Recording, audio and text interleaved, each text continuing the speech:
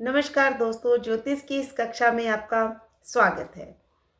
क्या आपके पास घर, गाड़ी, माँ सब है या फिर आप माता के बहुत करीब हैं? अगर ये सब होते हुए भी आपका मन बेचैन है तो ये वीडियो है आपके लिए। आज हम बात कर रहे हैं चंद्रमा के चतुर्थ भाव में होने के शुभ और अशुभ परिणामों की।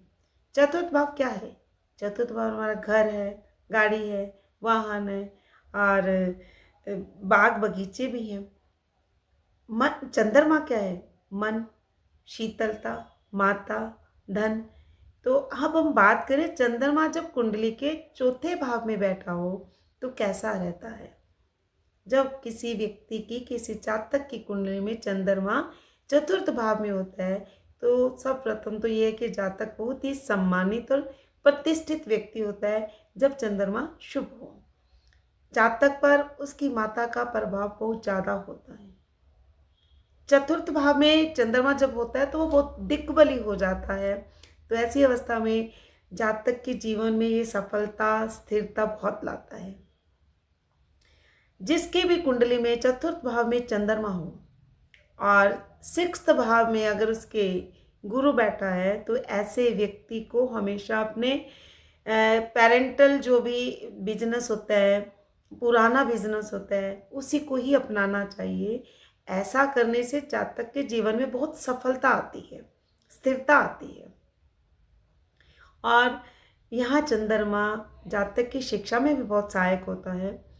क्योंकि जब भी अगर मान लो रुकावट आती है तो चंद्रमा उसकी कंटिन्यूटी ला देता है। रुकावट आई तो फिर उसको वापस से शुरू कर देता है। अब हम बात करें जैसे चंद्रमा की, तो जातक पर उसकी माँ का प्रभाव बहुत अधिक होता है। और यहाँ चंद्रमा व्यक्ति के माँ की आयु में भी बहुत वृद्धि कर देता है। ज्योतिष में जब चतुर्थ भाव में चंद्रमा हो तो इसे आय की नदी माना जाता है। व्यक्ति की आय बढ़ती रहती है। तो जब आय बढ़ती है तो इंसान खर्चे भी उतने ही करता है, अर्थात उसके खर्चे में भी बढ़ोतरी होती रहती है। जब यहाँ चंद्रमा हो तो हमारा मन है, चंद्रमा मन है और ये जो ये चौथा भाव होता है हमारा अपना घर होता है। तो व्यक्ति का मन हमेशा घर में लगा रहता है, घर के बारे में ही सोचता रहता है। इसलिए वो एक रिस्पॉन्सिबल इंसान भी घर के प्रति होता है, सारी जिम्मेदारियां अपने ऊपर ले लेता है। अब जो जिम्मेदारी लेता है तो उसको परेशानियां भी उतनी होती हैं, तो स्ट्रेस भी उसके जीवन में आ जाता है। अगर ये नेगेटिव रिजल्ट देने लग जाए तो जातक का मन आत्महत्या करने को भी मजबूर हो जाता है। और हमेशा उसको ये लगा रहता है हाय मेरा वाहन ना चला जाए, एक्सीडेंट ना हो जाए, इस तरीके की भावनाएं भी उसमें आती हैं। तो अगर चंद्रमा अशुभ है तो उसकी अपनी माँ से नहीं बनती। वो अपनी माँ का अपमान करता रहता है बात बात पर और कंजूस बहुत हो जाता है। जातक बहुत कंजूसी करते हैं। जब शुभ होता है तो वो खर्चे ज़्यादा करता है, लेकिन जब अशुभ हो जाए तो जातक बहुत कंजूस भी हो जाता है। ऐसे जातकों को हमेशा ये ध्यान रखना चाहिए कि कभी भी दूध से रिलेटेड काम नहीं करने हैं, कभी भी हैंड पंप या कुआं नहीं खुदवाना है, ना ही कहीं पे लगवाना है। दूध का दान करना चाहिए और जब भी कभी भी मौका मिले कोई किसी भी पवित्र नदी में, सरोवर में स्नान अवश्य करना चाहिए। नहीं तो ये जैसे गुरुद्वारे होते हैं इनमें सरोवर होता है, इनमें भी स्नान किया जा सकता है।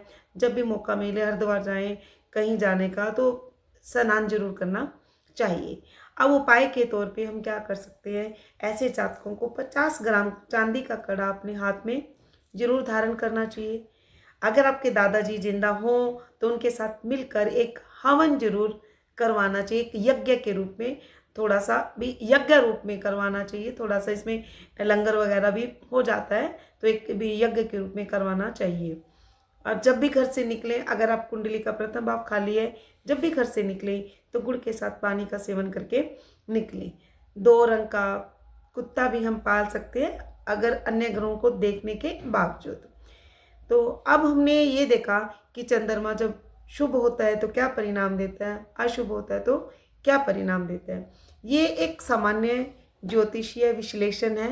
आप एक कुंडली दिखा के ही उसके बाद इसको देखें कि अगर आपका चंद्रमा चतुर्थ भाव में तो है लेकिन आपको वो रिजल्ट नहीं दे रहा जो मैंने बताए, तो इसका मतलब है आपका चंद्रमा पीड़ित है। पीड़ित कैसे होगा? उस पर राहु केतु शनि की दृष्टि तो नहीं जा रही है, आपका चतुर्थ भाव किसी ग्रह से पीड़ित तो नहीं हो रहा है, तो परिणाम अलग हो जाते हैं। इसलिए आप इन सब चीज़ों को रिलेट करने के बाद ही कंसीडर करें।